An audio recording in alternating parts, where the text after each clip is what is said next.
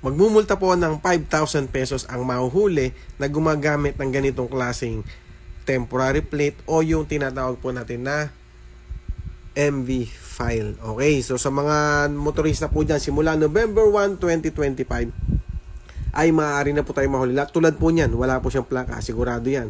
5,000 pesos po agad ang multa niyan. Yung mga MV file, temporary plate, hanggat maaari po ay wag na po tayong gumamit ng mga temporary plate tsaka po mga improvised plate. Kumuha na po tayo ng plaka kay LTO para po hindi tayo mahuli, hindi po tayo matikitan at hindi po tayo magmulta ng 5,000 pesos. Paalala ko lang yung mga kaibigan na simula November 1, 2025, manghuhuli na po sila sa mga walang plaka at sa mga gumagamit ng mga improvised plate at temporary plate. Okay? Ingat po tayo palagi. Thank you. Oh my